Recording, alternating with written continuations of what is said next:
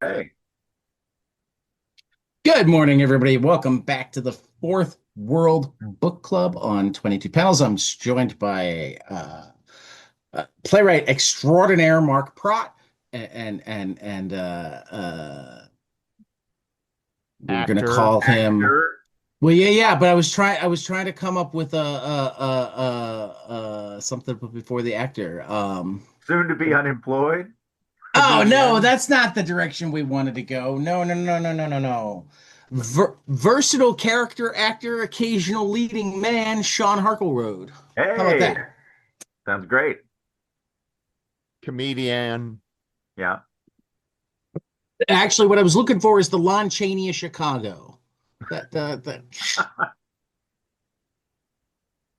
I was thinking of Kevin Smith describing Walt Flanagan in Clerks.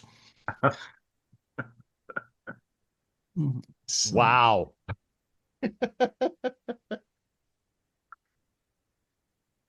it's early. I was All up right. too late. I don't know what to say. Let's let's I, get I've into it because we're all on a tight schedule, as you might be able Yeah. to tell from how fast Tad did the intro. Yeah. Um, Fourth World. Fourth World. The end of the Don Rickles saga in Jimmy Olsen. Yeah. And may I say, not a moment too soon. Um, I I, you I know, I was actually trying to come up with a better burn since like that's his thing, but I didn't. You hockey puck. Yeah, it this I look there's really look this whole Rickles sideline. was entertaining. It was funny. I mean, like, Yeah. and I think we've talked about this before. I think it's very clear that the Jimmy Olsen stuff is not Kirby's central focus, right? Yeah. Um, I did think that we start out with another one of the photo collage uh, uh, pages, two of them, in fact, and they're colored, which I thought was interesting. Yep. Um, that where uh ostensibly, I guess we have to assume it's Darkseid or somebody has kidnapped or is trying to kidnap Superman and ends up kidnapping Clark Kent. Who knew? Um, Right. and Light Ray shows up in a Deus Ex Machina on page 3 or on page 4. That, I mean, like, then is not resolved as a Deus Ex Machina until like the end of the book. Like, it's like a total sideline that goes nowhere. Right. Uh, it was like it's just like it seemed like just a way to get rid of Superman for some reason. Um, I will say, uh, I guess that's not entirely true. It does come back a little bit in the middle of the book for like a page and a half. Uh, but I don't know. Like, I always love me some Golden Guardian. And I think that that's a fairly I like where he's going with this, the clone thing. But I don't know. I have to admit, when I read these earlier in the week, and when I was sitting today trying to get ready, I was trying to remember exactly what happened, and uh, I couldn't. Right. Well, it's not exactly, yeah, the most memorable. Uh, but I do want to say while we're on, you talked about page 4 with Light Ray. I just think that's a gorgeous page. It is, Um, yeah. and and I was struck over reading the books this month. Um, I think Vince Coletta did a fine job on these. There are a couple of pages where the line looks a little thin, but this page in particular, and I mean, it's a thick line. Reminds me of Mike Allred, Mm-hmm. um, especially that picture of Clark Kent looking through the window there. So Yeah. I was really struck with the art and Coletta's inking in all five of these books this month. It's not Coletta. The other What? three books are Royer. Not according to the credits. At least two of them are Royer. Because I clocked that Okay, Orion is Royer. New Or New Gods is Gods is Royer. Royer. And I think Mr. Miracle is as well. Forever People is Coletta. Yeah. But I mean, Forever People is Coletta, but this is the coming of Mike Royer as his, you know. Mr. Miracle is Coletta. Yeah, I was wrong. I saw Royer and I got all excited. Oh wait, you know what? I'm looking at because we skipped around a bit. That's number 4. We read number 5 this week. Mm-hmm. Yeah.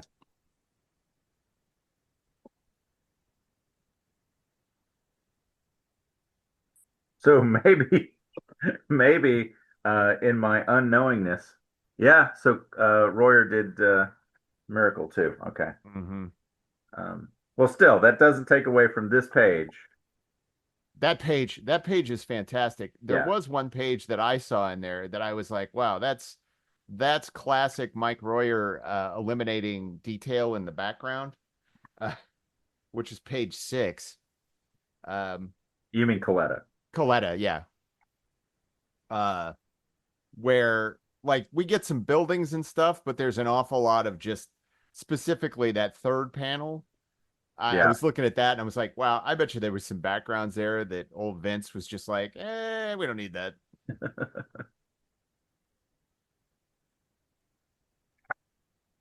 Although he might have known he was on his way out at that point too. So, well, he had to have. I mean, Yeah. anyway, but yeah, I thought despite the Don Rickles stuff, which was amusing. I mean, I'm not going to lie. Yeah, I was more impressed with Jack's facial expressions than I normally am with what he did with Rickles. Yeah. So he had some fun with that. Well, like the thing is like, and this is a good place to talk about that. Like, Kirby was never a realistic artist, but his Rickles, it does show that he did have kind of a flair for caricature. Because it looks like Don Rickles. I mean, like it's identifiable. Yeah. Um, I don't want to. I mean, the somewhat grousing over Jack's dialogue has been a recurring thing with me, but yeah, he gets the Rickles stuff pretty well. I mean, also, although you do have a template there to follow. So, and who knows, maybe it may have been that Rickles people had to do a pass at it, You never know with the license thing. I wonder if this was before And or I after Carson talked about Kirby on the Tonight Show. Ooh, that's an interesting question. Although I thought that was a late 70s. I don't know. That's that story, Ted. I do not, but I'm working on it. So basically, they Johnny had Carson insulted Jack Kirby. Yeah. Okay. so he saw him referred to as the king of comics, All right. and Carson assumed that he was saying that he was the king of stand-up comics. Yeah. Carson did the things like, "Who is this guy?" And then had to come back, I think, the next night or so, and talk about how great an artist Jack Kirby was, basically. Well, yeah, that was in 82. 82. Okay. 82. So All that was right. probably when he went over to that was probably when he was doing that thing with First, and because it was the 3D glasses that specifically he was talking about. Yeah. I mean, let me see. Yeah. I'm 19. reading Mark Evenier's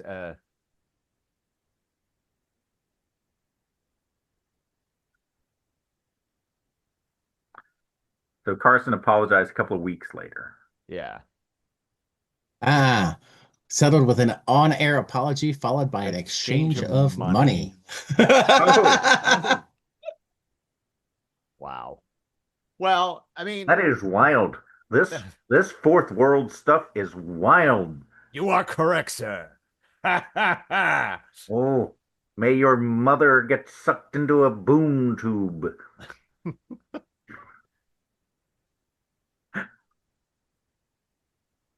Um, I don't know. I mean, like all in all, I don't have a lot to say about the Jimmy Olsen.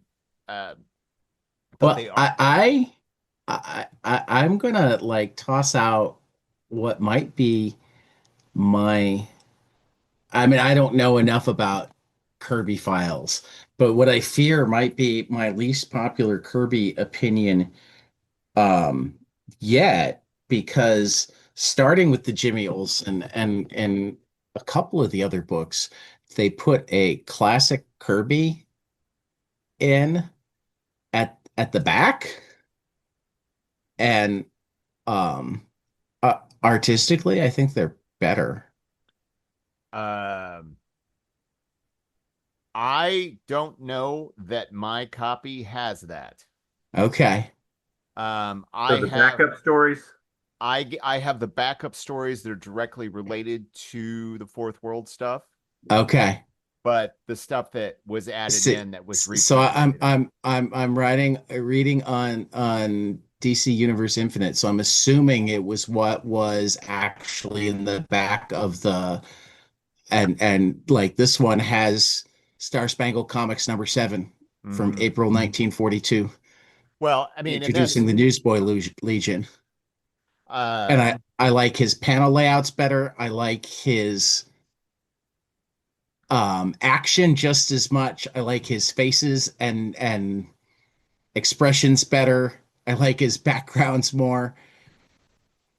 I mean, I'm not gonna lie to you. Like, I do believe that in the 70s, as much as the ideas were great, there like I mentioned this before, like he goes a lot more towards the splash pages. He's got fewer panels on a page. All right. He's I mean, A lot of four panels. yeah, like I think that his and I will say I like uh I like the Kirby characters carved in granite sort of feel of his I 70s do. stuff more than his golden age stuff. But I do think that there was an economy of storytelling that uh made uh that was obvious to me. Like that he figured out he could get through it, I think. And it was, I don't even think it was a laziness thing. I think it was a I need to do more pages thing. Yeah. Yeah. Uh that it was like No, no. if I do 4 panels instead of 6, that's going to take me a lot less I'm time to do. certain that it has everything to do with speed. Mm-hmm. Right. Yeah. And I will say that I didn't read these stories as tightly, and I think they're all Joe Simon, and Joe Simon can go back and forth with his writing. Yeah. Yeah. Um, I was really just looking at the Kirby art. Yeah. Oh, I like the coloring on those. Yeah. Yeah, that too. Well, I mean, this, like, the reasoning for that, I've been doing a lot of reading about this because based on a project that I was working on that is now not going to happen. But um, uh, this was because of the deal that DC cut with, they had cut a deal with Marvel and Harvey that they were all going to raise their prices to 25 cents and put in more pages.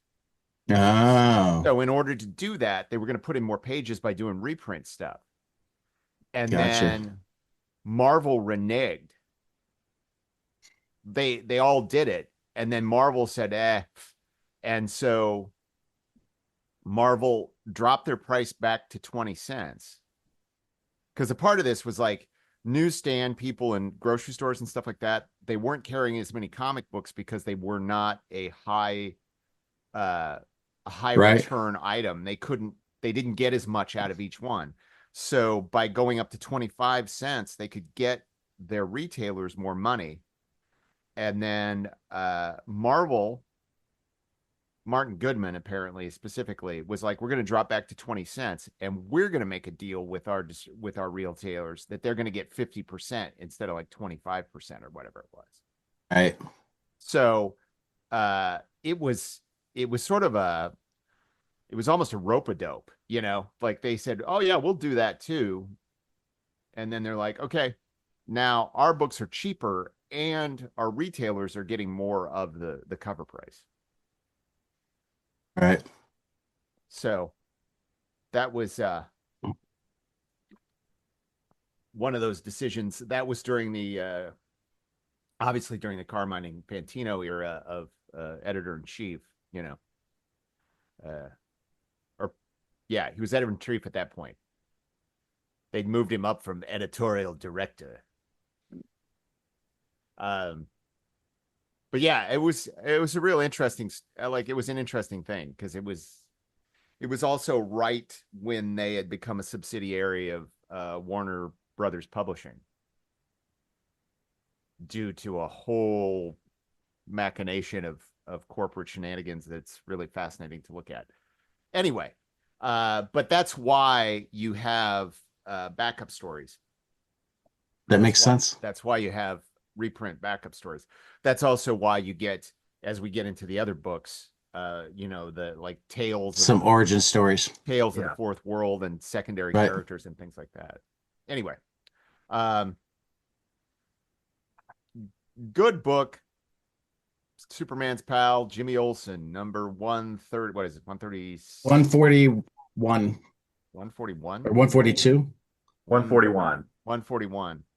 My That's right. digital copy doesn't have a issue number on it. A decent book, but it was also forgettable and also some weirdness. I thought but how could you forget Don Rickles? Hey man, and I don't Goody forget Rickles. I don't know why we haven't seen the difference is Goody Rickles has glasses. Yes, little tiny glasses. And a cape. I don't know why Disney or DC isn't doing a absolute Goody Rickles book right now. You know, I mean, where they're doing these work in progress versions now. Yeah. The oversized single issue. I mean, if they've got the pencils, that'd be fascinating to see. Well, I was just thinking, like, he could take off his little glasses and they would turn into a giant battle axe that would. Oh, you mean that absolute? I was thinking I'm saying. I was thinking the absolute editions, the oversized hardcovers with. Yeah. Gotcha. No, I'm saying let's bring that character back. Let's character back. Okay. I'm trying to think DC. I have a Goody Rickles pitch that you will love. Who will I talk to anytime soon that might be anybody at DC editorial that, you know, you got to bring me on and I will pitch the hell out of a Goody Rickles, absolute Goody Rickles. Anyway, I think that this is the least we've spent what 20 minutes talking about this. I think this is the we somehow did book. We did. So let's introduce ourselves to Sunny Sumo. who at least is the proper color. At least Unlike Marvel, on this coloring. I don't, we don't really know. that is possible, but I don't know. I mean, I've seen bad enough coloring on enough things um that I'm guessing that they didn't go the Marvel uh hands of kung fu full on Oh, sure. yellow. I mean, yeah. I mean, among other things, they didn't want to get it confused with Mongol. Or is it Mongol that's yellow? Yeah. Yes. Yeah, so I mean, they have an actual yellow character.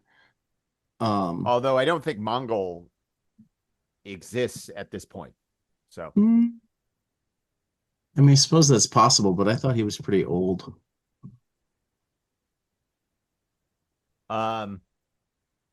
I do find it very interesting that the Infinity Man has absolutely disappeared from this book. Well, you're right. Mongol didn't debut until November of 1980.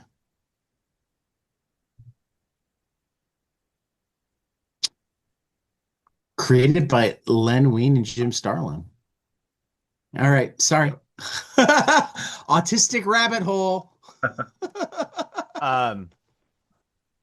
Yeah, I mean, but like, I do think that that's interesting. Like, the Infinity Man, which was sort of the kind of the hook for the early issues, gone, Right. and Sonny Sumo sort of like fills that gap here. He comes in and saves everybody. I wasn't quite. I mean, obviously, it was the early 70s, and representation wasn't quite the same as it is now. I don't know. I don't know how people would feel. I don't know if I was Asian, how I would feel about a big hero that's a large man in a diaper called Sonny Sumo. But I mean, we also get the hint at the end of this story that he is one of the people who can touch the Anti-life equation. Yeah, and Buried within him, right? yeah. Although, if I remember correctly, that never comes back. I mean, I do like these green guys on page 7. He's having some really real fun with the monster guys. Oh yeah, yeah. Yeah. Oh no, I thought the art on this was pretty spectacular. Even on page 7, that last panel, man, where Yeah. Sonny is going at that guy and the blades are coming out, and Yeah. I mean, and again, it's another one of those where you think about Kirby figuring out ways to move quickly. Like, the way he does that, look at how much he's given himself not to draw, Yep. It's basically like a head, an arm, a few fingers, a foot, and then Sonny's Yep. butt and legs, and Yep. that's it. But then again, he's spending all this time building this Lovecraftian nightmare here at the top of the Right. page. Yeah. I mean, it's spectacular. I mean, Yeah. And again, I mean, I don't want to just crap on Vince Coletta, but that is Vince Coletta. Jesus Christ. This is Coletta. Yeah. Yeah, this is Coletta.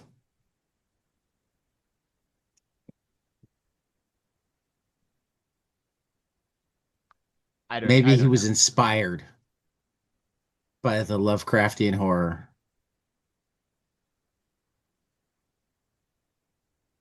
Maybe he knew that Jack was looking for another inker, and he was like, better up my game. Yeah.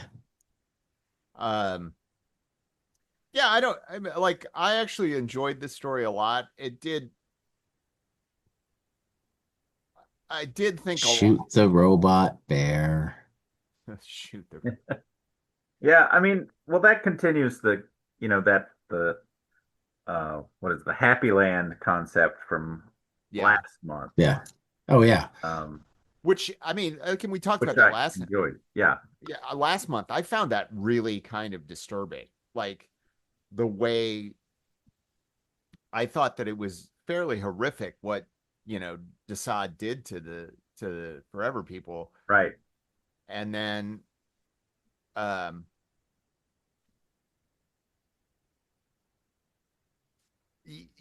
and there is sort of this element,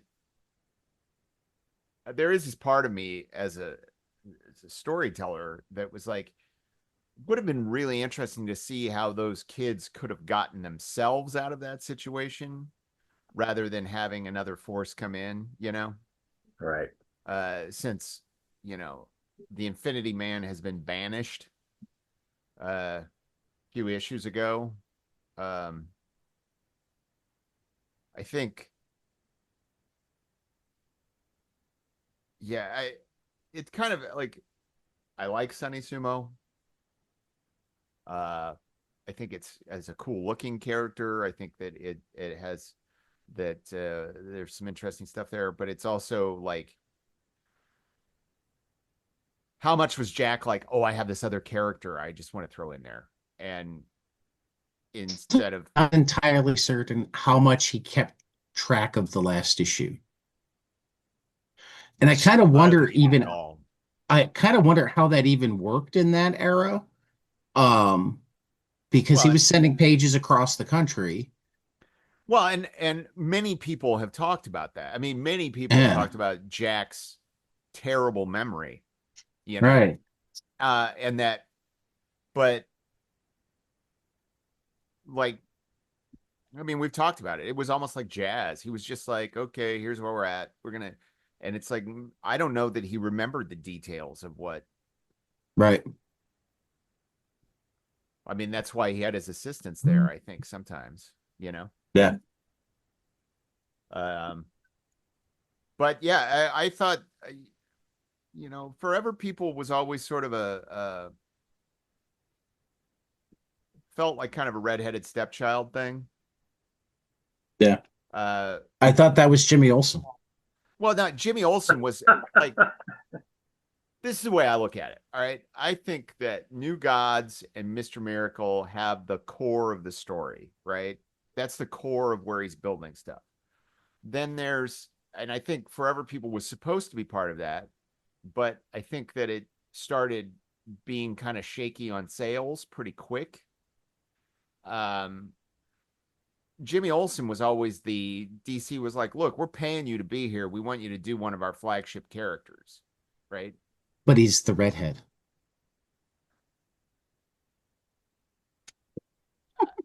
Mark's just now, folks, you can't see the camera, but the redheaded reference is just now striking Mark.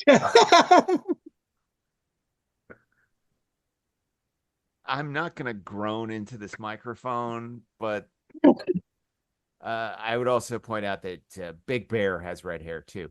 Thanks. Okay. Okay. Boom, They're both redheaded boom, stepchildren. boom, As does shakalaka. Orion. Okay. Okay. Yeah. Okay. All right. A Good lot of call. gingers. A lot of gingers on New Genesis. Anyway, um, Mhm.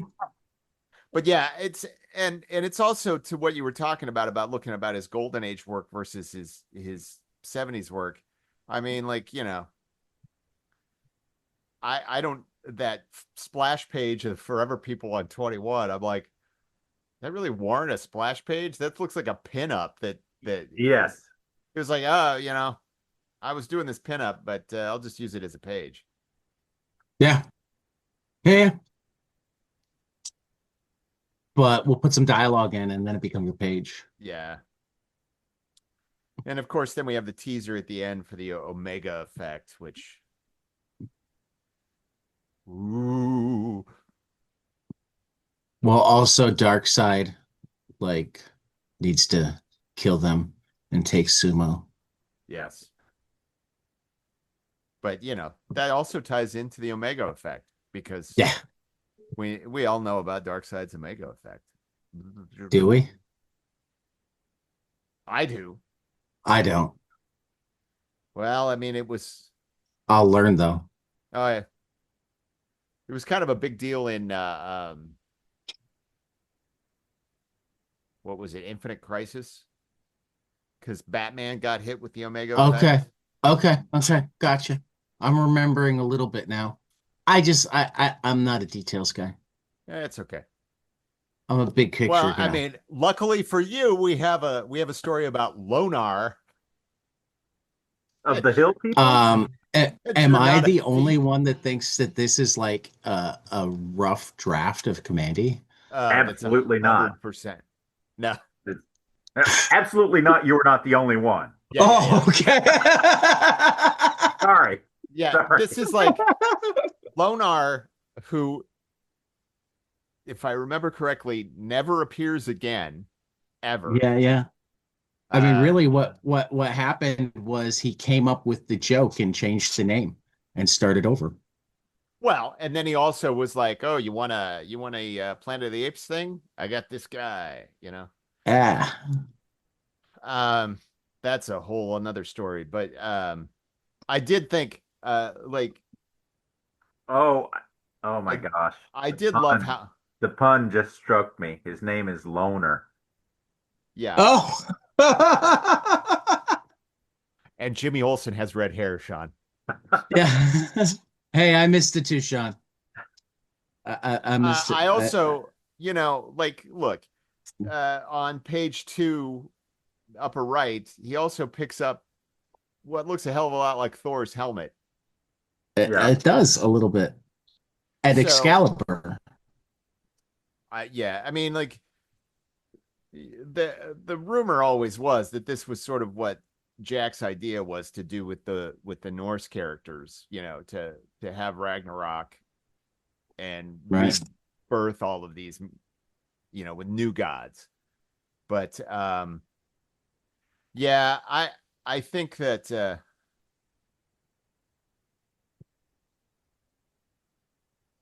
I always I do like the these horse. the horses are great. His art is great. I actually, when the horse comes out and like the Yeah. energy and everything, it's all Yeah. great Kirby artwork. But so many of these things, and a lot of it has to do with, like I said, that price increase and more pages and Yeah, like, it's very clearly Jack, fill 4 pages. yeah. And it's like, all right, so here's an idea, we'll throw it at the wall and see if it sticks. Right. And this one didn't. So actually a Well, lot of sure it did. It just became Commandy. sure, but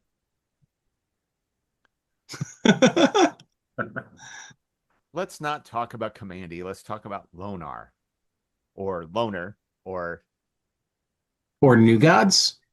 what? Yeah, Yeah, whatever. I don't. Oh, I wait, have no, no we're done with idea New either. Gods. Mr. Miracle. Or no, No, New no. We Gods. just finished. It's Forever People. Yeah. we finished Forever People, so the next one would be New So Gods. it's New Gods time. Sorry, we're moving fast today, guys. Yeah. So Yeah. I'm confused. I was just saying we can move on from Lonar too. Yeah. Well, Now, I do have a very important question. Uh-huh. Does DC have a legit claim to the Spawn logo? Because that looks an awful lot like some early Spawn logos from Todd McFarlane. yeah, You're not wrong. you're not wrong.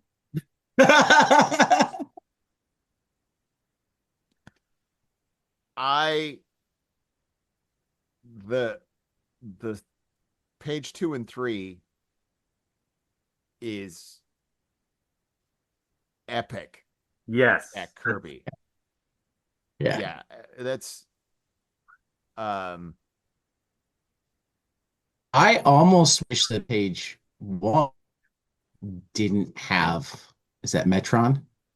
Yes. Metron. Like the stuff behind him is so cool that he almost ruins it. I mean, I know why it's there for story purposes. Right. It's a, it's a tough mix, those, collages with the Right. work, and if you don't get it exactly Yeah. right, it it doesn't. And you know what? He does get it right more times than not. Yeah, Right. Um, but this one I like.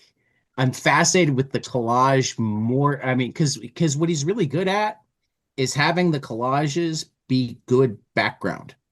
Yeah. mhm. Have it not like completely attract your eye, that sort of thing. Whereas this one, it's like, I want to explore this space. Well, But there's there's this guy in this weird chair in the middle of it. a hemorrhoid ring up in the right-hand corner there, and then some pictures of I think that I have always liked these the best when there was some color in them. We Yeah, talked about that in the early Jimmy Olsen ones, right. Mhm. because the ones they did in the Fantastic Four always had color. And I think that allows the art to integrate a little more better. Um, but yeah, I mean, I don't think I think I would much rather have had a Jack Kirby intergalactic energy cloud than that, for me personally. Yeah, Uh, just I because wouldn't complain. I think this one doesn't feel as interesting as some of the other ones to me personally. Especially when I can turn the page and get a piece of Jack Kirby artwork that encompasses like everything I love Jack Kirby about. Yep, Um, it's like gigantic. it's gigantic. The proportions are all kinds of wonky, and it doesn't matter. It's it it gives you an impression. It gives you the immediate feeling of something otherworldly and beyond human kin. And Like the Hulk meets the Thing, strapped to an asteroid, I mean, but like only bigger. it's just it's super cool. Yeah. But Prometheus, right? I what mean, are you saying the Hulk meets the Thing wouldn't be super cool? haven't we seen that? Oh, I mean, like mashed together as one thing. Or one Hulk. Yeah. We're just torturing Mark today. Oh my god! On the day when we're all on a tight schedule, and Tad's like, "Well, we have to get through this fast," and I'm like, "Okay." And then it's like bad puns left and right. Yep, yep, yep, yep. I will say that the one thing about this book that made me think something, especially about those shorter pieces at the end that introduce the new characters, is I don't think he uses Metron enough. I think that Metron could be our way to see other things and put them in context of what's going on, rather than like if Metron had been there to tell us about Lonar or Loner, Right. uh, that Does Metron get used Sort of like the more by Watcher. other? kind of what? Does Metron get used more by other um New Gods writers? I know he causes the instigating event of Cosmic Odyssey, which is I Okay. love that book. Um, Right. I mean, I know that he is one of the New Yeah, I Gods just feel characters like that is he's emblematic. I feel like he's one that has definitely been played with through the years Sure. because I've heard more about him than I've heard about some of the characters that we see lots of. Like, yeah, I mean, Um, I think that to a general audience, Metron is more better known than, say, a High Father. right.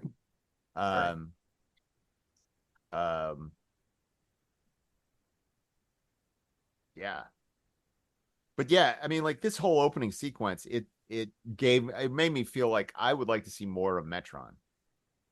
I would like to see more of the Mobius chair. I think that those are really cool ideas and they give you a lot of opening.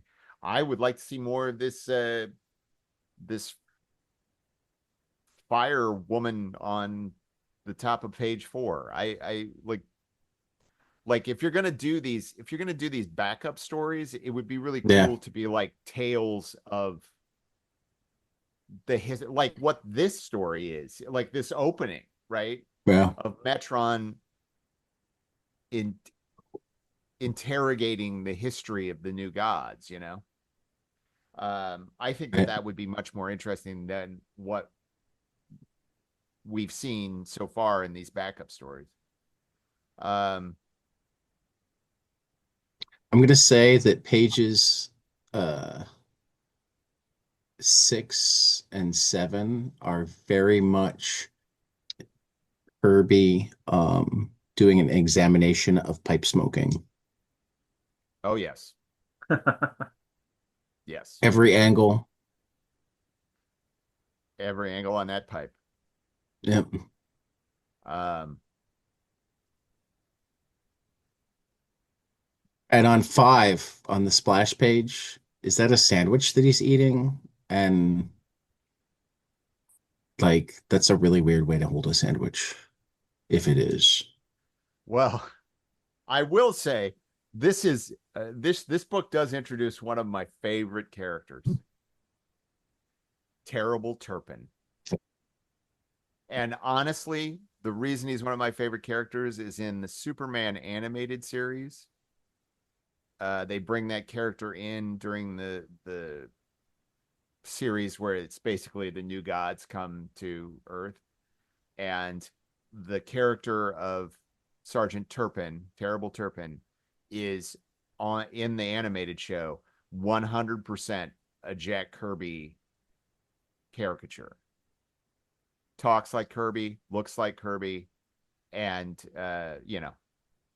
has the indomitable I ain't falling down sort of thing that we've grown to know and love about Jack. To the point where every time I see how Jack drew Turpin, I'm always like, why does this not look like Jack? But we'll eventually get to the Jack stand-in character. So um but yeah, I do The love shark. Turpin. The, not in this book. It's coming. Oh, okay. It's coming. It's coming. Um but I like the mutated sea creatures. Page 13, the cocoon that's ripped open. That's pretty damn cool. Um, I don't think we get to see what maybe I'm trying to remember. No, I do love the Redoken Cocoon. That's Yeah. fantastic. I also love the lighting the cigar for the guy in traction. Yes. Because nothing goes faster. Here, you can't move your arms. Let me get that for you.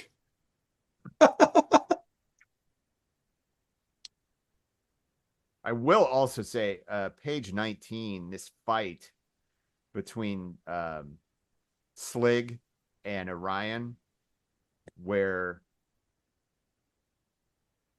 Orion basically kills Slig's mother box. Yes. And he's like, she's gone and she couldn't serve you. Your mother box chose to die. And, and like we get to see a glimpse of like the part of Orion that he tries to push down, and it's like the really, and then of course on the next page we see how Right. that reveals his true face, I mean, Orion got 2 crazy awesome fights in this one. Yeah. No, yeah. Orion, like, it's funny.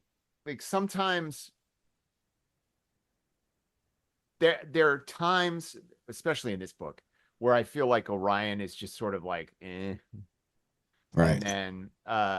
And then there'll be something like this where suddenly the basic ideas that make Orion cool suddenly pop, and you're like, wow, yeah, okay, Jack knew what he was doing.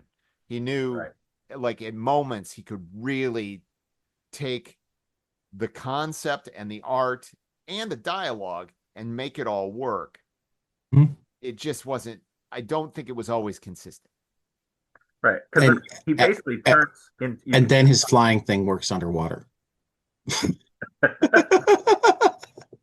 It's an but astro harness, man. It can go anywhere. It you can activates see Orion activates his equipment, which creates a shield of air molecules around him. What'd you want to say, Sean? you can see the resemblance to Dark Side there, and when he kind of becomes evil, Yeah. Yeah, or shows his true his face. love of destruction. Yeah. Light for life. As my alarm went off. Yeah. And then I am looking forward to the glory boat. This next Yeah. issue has, if I'm remembering correctly, it's one of my favorite Kirby pages ever. Is in the next issue of New Gods. I thought the fast, and I'm going really fast because I know we're running out of time. Yeah, if we go a little bit long, I can text everybody. Yeah, I mean, like, I'm okay with going a little bit long, but I do need to get out. Yeah. Yeah. Fast back, fast back. Who cares? Like, this seems like a reiteration of the ideas that were supposedly Forever People was about, the youth of Supertown, right? Yeah. Yeah. And um and it just sort of feels redundant, and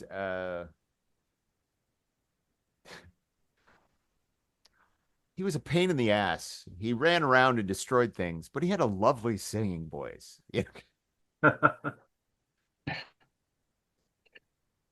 What a guy. What a guy. See, I wound up getting the Go ahead. Kirby Classic Manhunter this issue too. So I Uh-huh. got more really cool Well, I think old that's on the cover too. It Kirby. says, Yeah. doesn't it say that there's a Manhunter story? Yeah. Yeah.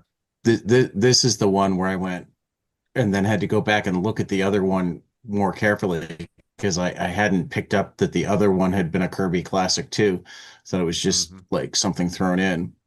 But I went, wait a Yeah. minute. This is how Kirby looked earlier. Look, I mean, I think that, in their radio interview between him and Stan, right? They do talk about, Stan says that Jack developed this style that was unique to anyone. And Jack said, I want to thank you for helping me develop that. And I do think that that's true. And I think that I do see the shortcuts, but I also think that at this point, like the late Marvel period into the 70s, I I I love his Golden Age work. I love his early Silver Age work. But I mean, this stuff is just like, there's no there's no mistaking that that's a Jack Kirby drawing. And there's something super cool about that, you know. And even when I think that sometimes the storytelling uh maybe gets a little wonky, I mean, like,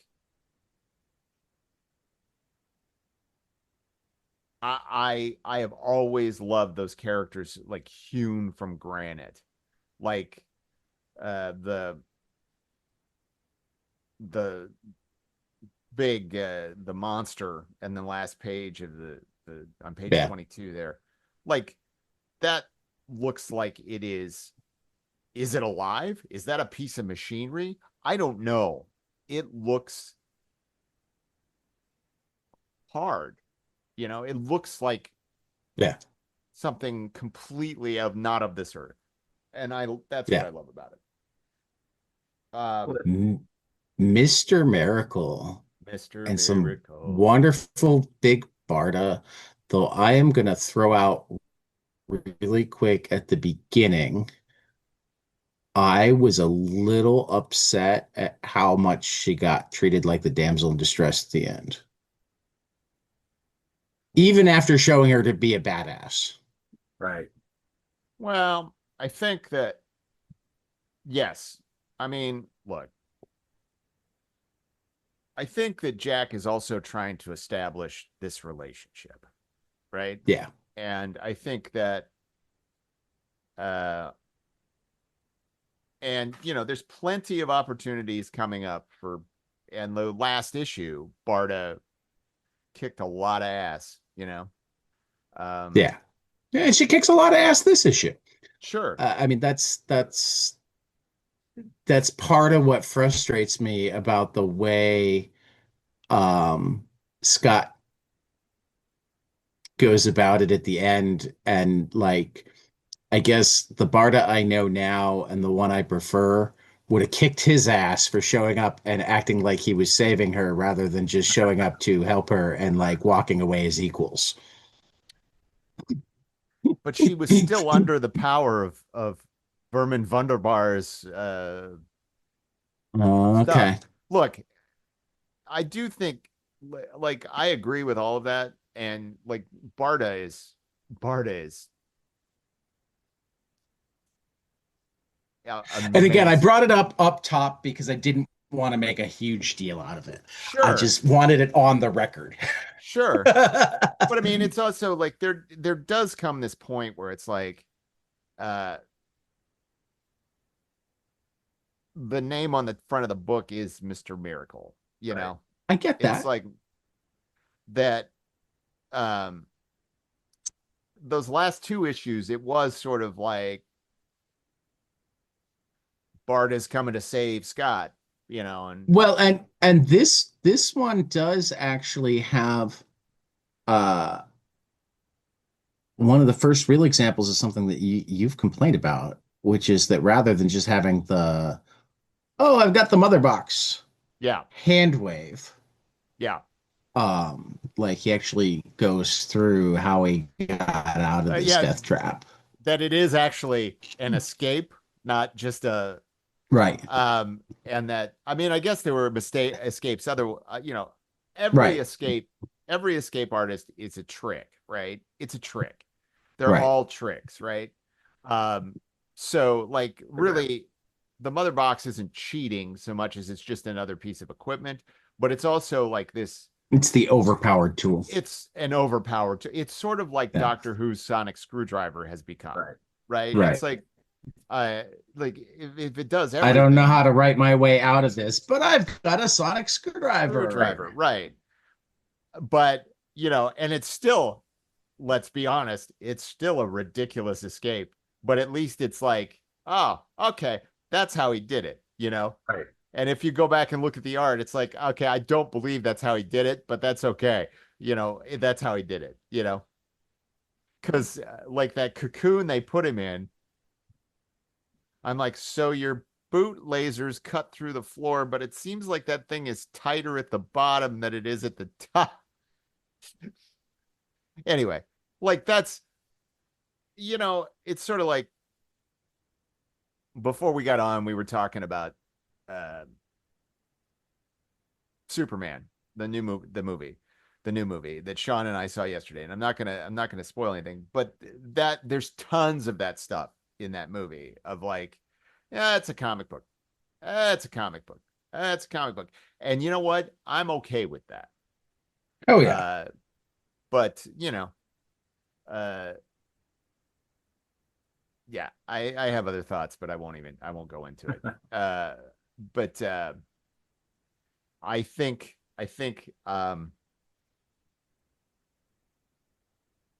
think Vermin Wunderbar is an awesome villain.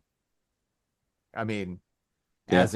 as a toady to Granny Goodness, who we all know is the greatest comic book character of all time. Second, Um, Barda. eh,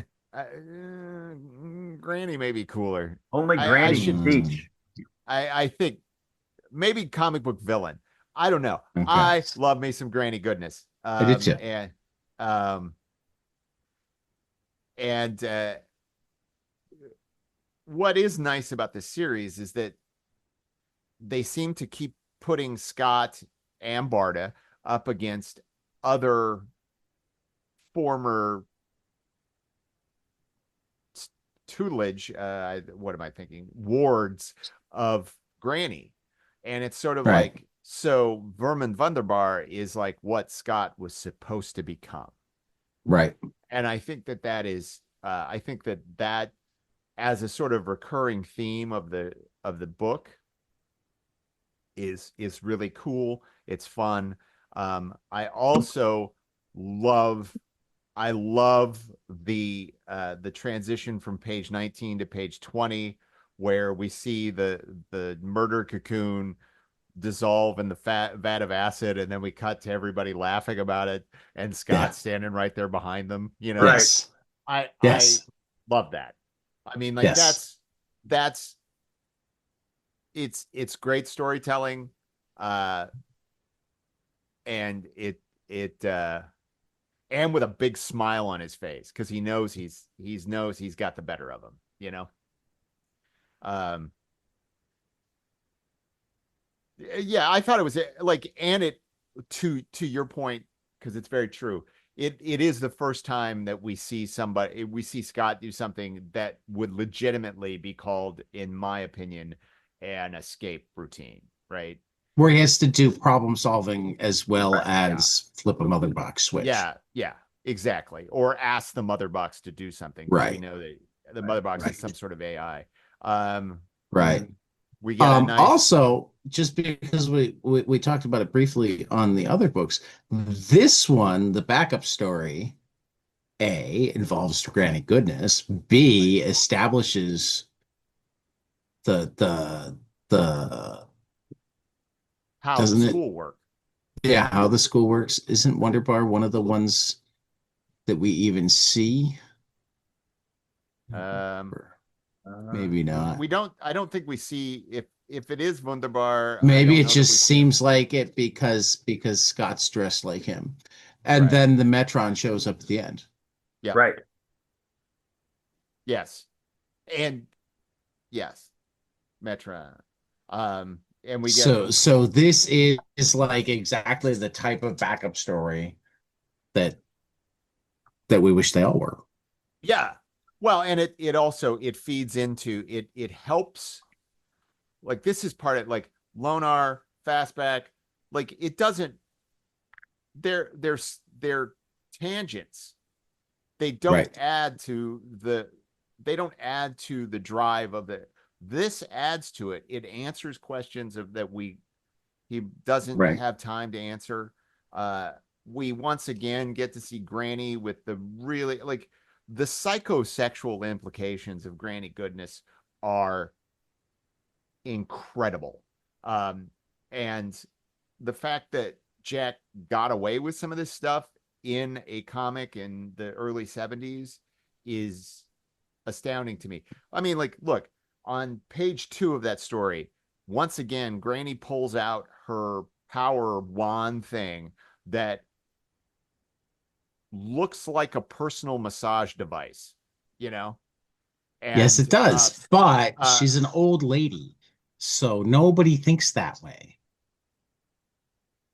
That somebody thinks that. Well, yeah.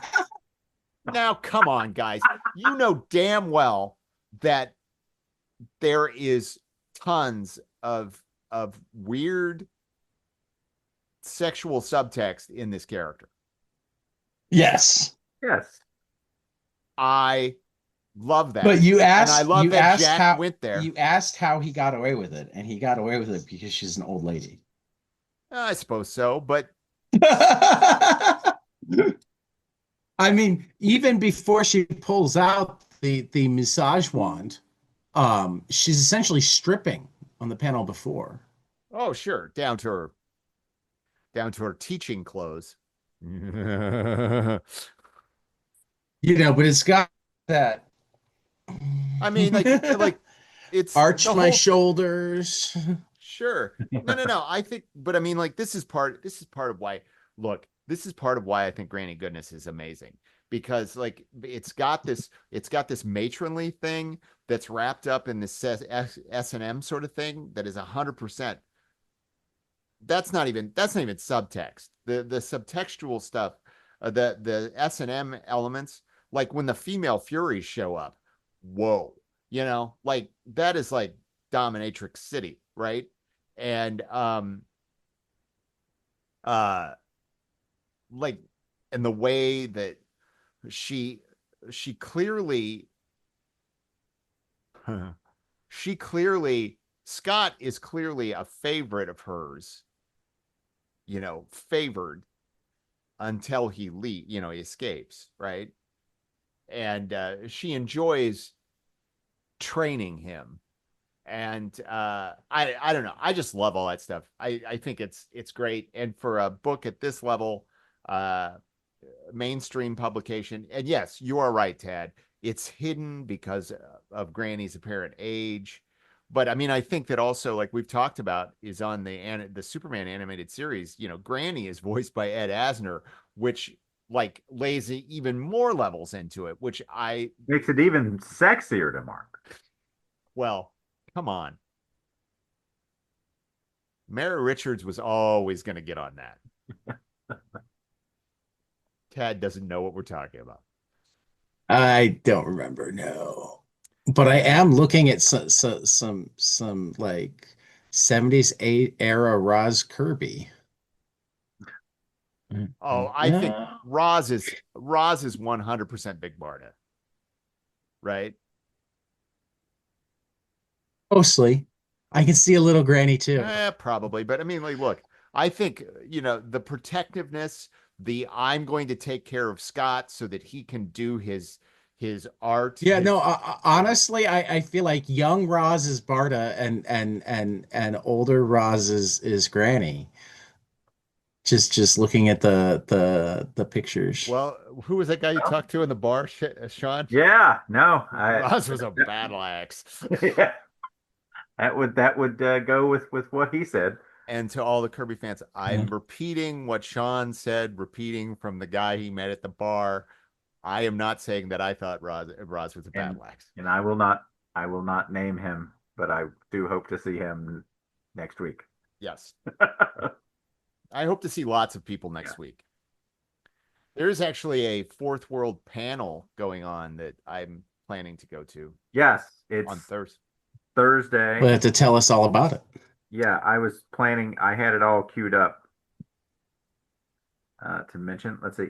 It's Jack Kirby's Fourth World: Heroes, Myths, and Philosophy. It's Thursday in room 4 from 4 to 5 p.m. At San Diego San Diego Comic-Con Comic for Con. for those who Should. are listening and don't know what they're talking about. Right. You Uh, know, Hi, Mom. some folks from the Kirby Museum, uh, Tracy Kirby, his granddaughter, Bruce Simon, and Mark Badger will be there. So, and Mark and I will be in the audience. we'll be in the audience. There's also a Bill Finger panel where I'll be in the audience. So find Sean and Mark at San San Diego Diego Comic-Con next week. If you're really lucky, Mark will still have copies of his play on him. Yes. Um, and Hopefully. for the Also, fourth world. if you're there, check the freebie table. There'll be postcards that'll have a link where you can actually purchase the plays. Hey, yeah. And long shot, if you're in publishing and you really want a copy, I have download cards for PDF copies of my script drafts. so that you could, if Cool, you cool. wanted to Peruse. read my work before maybe. Or if you run a community theater and you're looking for your next There you go. play, or a non-community theater and you're looking to take it to the big time. You're a Broadway producer that just desperately wants to bring Jack Kirby to the stage.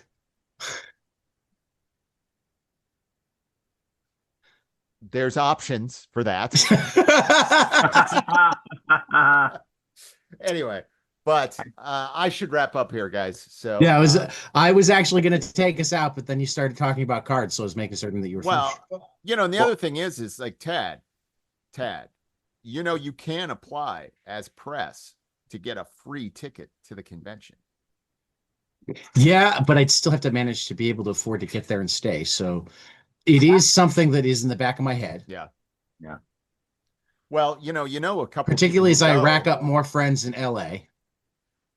If you know people who go, That's true. we might be willing to share hotel room costs. Yeah, we'll figure it out. Just saying. I'll think about it. I mean, obviously it won't happen this year, but it's This is my something to first keep in the year back with of a my head. professional badge. I Hey, got my hey, professional badge. you got your pro badge. I'm so happy. Anyway, we should go. So, yep. For the Fourth World Book Club on 22 panels, we will see you after the next page.